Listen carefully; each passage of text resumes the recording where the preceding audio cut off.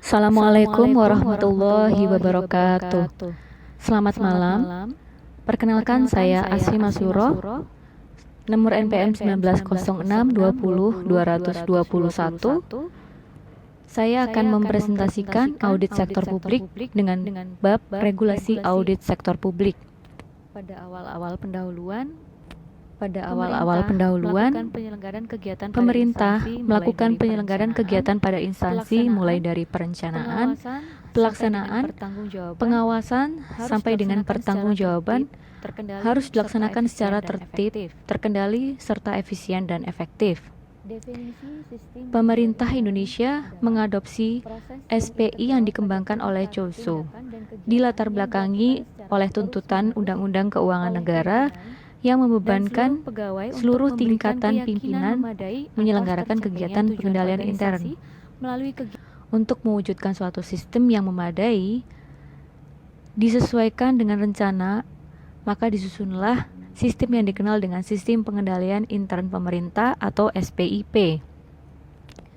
SPIP mencoba meninggalkan pemahaman sistem pengendalian intern yang semula hanya berbasis yang pertama, accounting control, yaitu lingkungan pengendalian, merupakan kondisi dalam instansi pemerintah yang mempengaruhi efektivitas pengendalian internal. Definisi sistem pengendalian intern adalah proses yang integral pada tingkat tindakan dan kegiatan yang dilakukan secara terus-menerus oleh pimpinan dan seluruh pegawai untuk memberikan keyakinan memadai atas tercapainya tujuan organisasi melalui kegiatan yang efektif dan efisien, pelaporan keuangan yang andal, pengamanan aset negara, serta ketaatan terhadap peraturan perundang-undangan.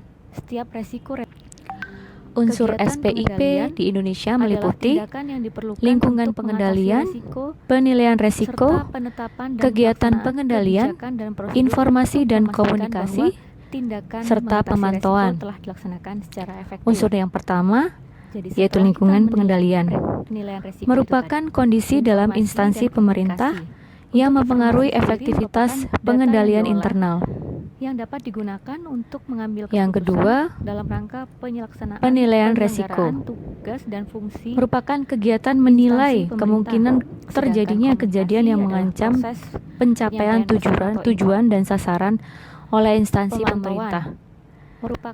Jadi kita harus melakukan penilaian setiap resiko-resiko atas apa yang akan kita ambil, atas keputusan apa yang kita ambil atau pemerintah ambil, untuk mengevaluasi apakah sistem ini sudah berjalan sebagaimana mestinya.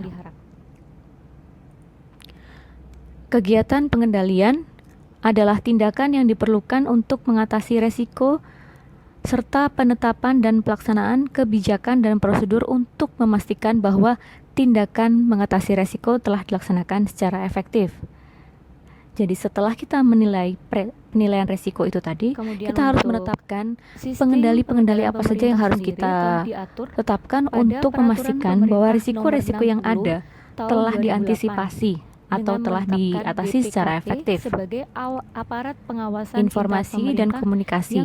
Untuk informasi sendiri merupakan data yang diolah yang dapat digunakan untuk mengambil keputusan dalam rangka penyelenggaraan tugas dan fungsi instansi pemerintah. Sedangkan komunikasi adalah proses penyampaian pesan atau informasi, baik secara langsung maupun tidak langsung, untuk mendapatkan umpan balik.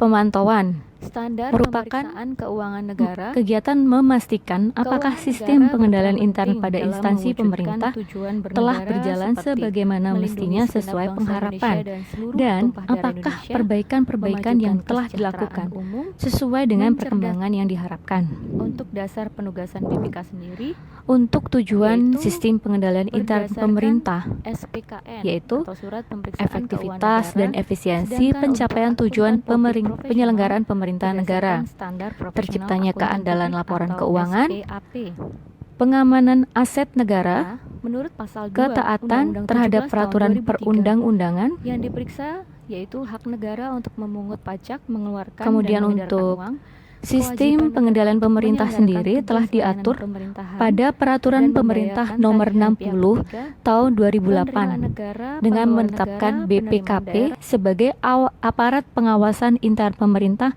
yang bertanggung jawab kepada Presiden, seperti Inspektorat Jenderal yang bertanggung jawab langsung kepada Menteri atau pimpinan lembaga, seperti Inspektorat Provinsi APIP yang bertanggung jawab langsung kepada SPKN Gubernur. tahun 2017 dan 2007. SPKN tahun 2007 memiliki Untuk 8 standar lampiran yang mengatur APIP dengan adalah lampiran yang Menpan ada pada slide nomor ini. PER Kemudian garing untuk 05 garing SPKN M titik PAN garing 03 tahun 2008 yang berisi hanya tentang ada standar 4 lampiran. audit aparat pengawasan Dengan rincian, intern pemerintah lampiran pertama kerangka untuk konseptual keputusan Dewan pemeriksaan, Pengurus lampiran APIP kedua sendiri, standar umum, yaitu lampiran tertulis ketiga pada standar Cap pelaksanaan pemeriksaan, 005 lampiran keempat garing standar pelaporan pemeriksaan. AAIPUDPN tahun 2014 tentang pemberlakuan kode etik auditor internal pemerintah Indonesia, standar audit inter pemerintah Indonesia, dan pedoman telaah sejawat auditor inter pemerintah Indonesia. Standar pemeriksaan keuangan negara.